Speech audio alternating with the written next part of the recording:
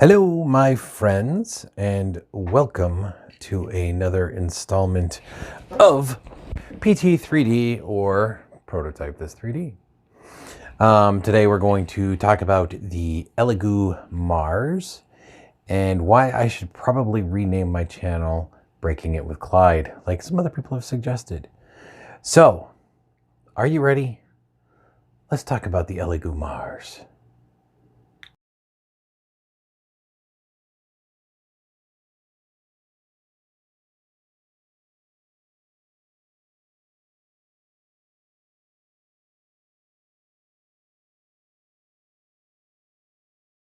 All right, so first things first.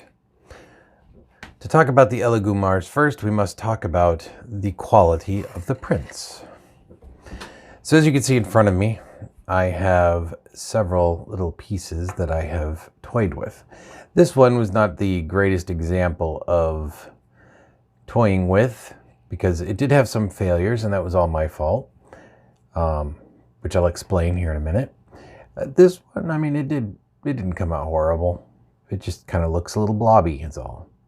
But it was really fun to actually get back into doing a little bit of painting again, because I haven't done that in a long time. So I was very happy with that. These are some models specific to a group of friends that does some D&D.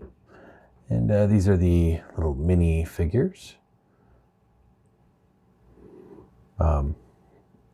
So as you can tell, I mean, the resolution is quite lovely. By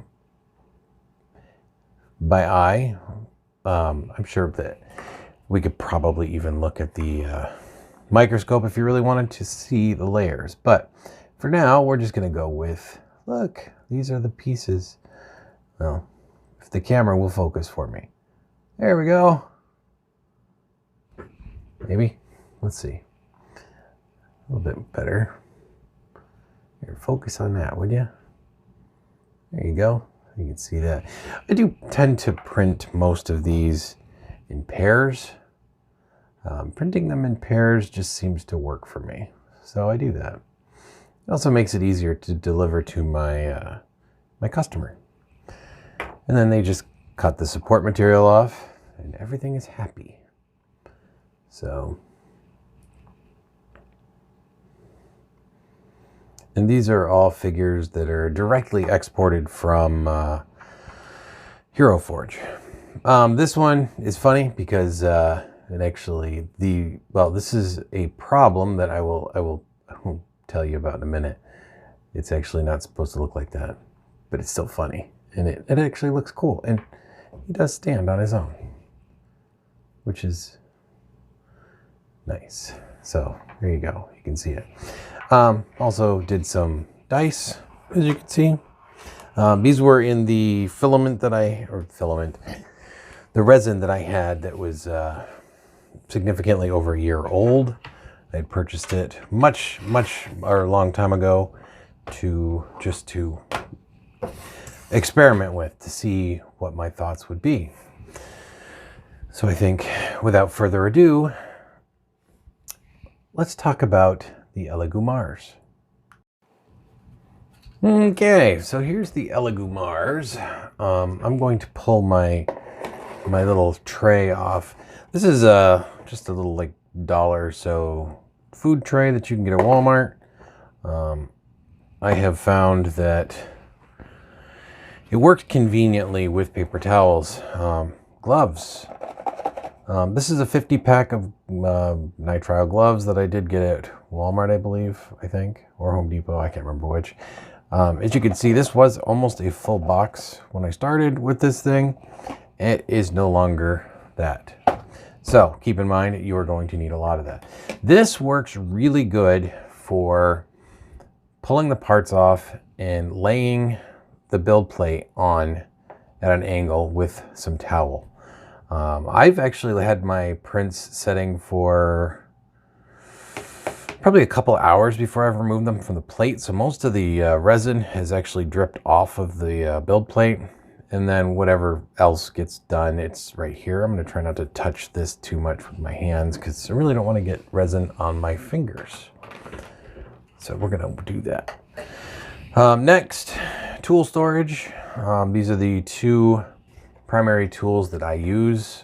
This is for removing parts off the build plate, and this is for the FEP sheet, and that's what I've been using.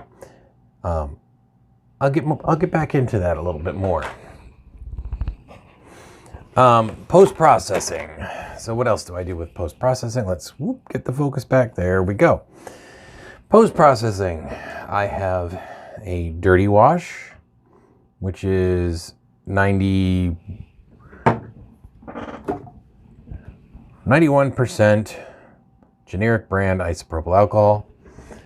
And I have a clean one, which I have to top off because I used it to rinse some parts and I have not refilled it. Because at the moment, breaking it with Clyde has, well, broken the Elegoo Mars, because you know me, I'm all in when I get a new toy, and well, I went all in just a little bit too much. So what did I do, you may ask? I'm going to show you. So as you know, the Elegoo Mars has this wonderfully tinted acrylic, I'm guessing, box. I do recommend you have some good ventilation when you open this thing, because after you've done a print, holy crap, it stinks. Build plate, which, I mean, you don't really need to see, but here it is. As you can see, I have recently cleaned it because, well, I knew it was going to be sitting here for a little while. I've had to re-level a couple of times. Doesn't seem to go in the same place twice for some reason. So I don't know what that's about, but I'm sure I'll figure it out. Build plate, or the vat, whatever, for the resin. Well, you can see what I did. First off, you can see the crinkles. Probably not a great thing for adhesion. One of the cool things about this thing, though, is that when you talk into it, it vibrates. It actually sounds really cool. So let's get you over here so you can see this. So what I did at some point, this thing was oriented thusly, and I think when I was getting into it with the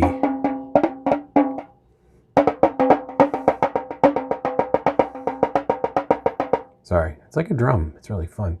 Anyway, when I was scraping some stuff off the bottom, I had some pieces stuck, and I couldn't see them because I had resin in there, so I must have tilted my scraper. That's the plastic one, not the metal one. I like to break things, but not like that much. It looks like I must have gone at a little bit of an angle that was too aggressive, and I must have hit it with the corner. I printed with this for about a week. With this blemish here, didn't have any issues at all. That being said, at some point it did start leaking. So I'm thinking it's because I was doing some bigger pieces, which did sort of fail. This is kind of the Iron Man arc reactor thingy, and it did fail a little bit. And I'm wondering if it was just enough to pull on the FEP and it started letting a little bit of that resin go through. So I'm not exactly sure what happened there, but all I know is that is a hole. And even though when I put stuff in it, it doesn't drip, it made a mess. And what do I mean by it made a mess? This had a whole bunch of just like, it almost looked like salt. Like dried salt, flaky dried salt is what it looked like. So if you know what I'm talking about, like when in the winter, if you're in a snowy climate and they use salt to clean, it makes that white film when the salt dries out of the wetness, water and stuff. That's kind of what it looked like. So, yeah, it happens, right? Anyway, it got on here. I had to clean that. It took a while. I'm gonna peel a little bit of that off there. It was recommended that I put tape on here because I guess that helps with the FEP. So like the FEP has just a tiny bit of a gap there, and I guess it allows the FEP to move a little. So I did that. But what else? For curing parts, I did acquire this little thing. We'll unplug that. That way we can actually show it to you. This is a acrylic nail dryer. I mean, look how many LEDs are in that sucker. I have been using this, and it does have a sensor here, so when you stick your hand in there, it will turn on. It does have multiple settings. I like this one. 99. I just hit that one. We're 66. I think it's, I don't know, I got nothing. I think this is 10 seconds. Oh yeah, sorry, it's oriented this way. So 10 seconds, 30 seconds, 60 seconds, 99 seconds. I don't know why it's oriented this way when you're using it in this direction, but it was like 20 bucks, so who cares? And it works. I can get a pretty decent cure in 99 seconds with this. Some of the parts I'll rotate depending on their support structure. And some parts really should have the support structure just removed. But anyway, that's it. So, other tools. Funnel for your paint filters. You put it in, and then it fits in the neck of the bottle, and it doesn't make a big mess. And if you want to know what this is, if you don't know what this is, okay, this is your drip hook hanger thingy. I've been told that nobody uses it, and I kind of figured out why that is. And real quick, we'll tilt this back so you can see. This little doohickey slides on here like this. This little doohickey slides on like this, and then you lock it into place. And it hangs there and drips. So, yeah, that's a thing. It's a real thing. So, preliminary thoughts or initial thoughts on my Elegoo Mars is I do really like it, actually. I'm not going to lie. I've been wanting a resin printer for a long time. Would I recommend it to anybody? I don't know. Inconclusive. I don't have any other experience with any other things. I punctured it, but I mean, it's me, so you always expect me to break stuff. So I don't want to disappoint. So I did break it. Has it been running nonstop? Absolutely. Have I had any significant issues? No. Oh, there was only one time where it tried to print. It's almost like it didn't know where it was. You know, I had just finished a print. I went to hit print again, and it started trying to print with it not in the resin. And I was like, okay, I don't know what's going on here. So I did that. When you use the set screws, it's my experience that you do the first one in the front facing you, and then you do the one on the right side next. You want to make sure they're snug. If you're using like an opaque like resin like I am, you can't see what the orientation of the build plate is if you're leveling it. I've had to kind of re-level the build plate a few times during prints. And again, I'm not sure if that's just me or if that's something that's a thing. So what I've had to do, and probably not the greatest thing in the world, but hey, I pride myself on breaking things,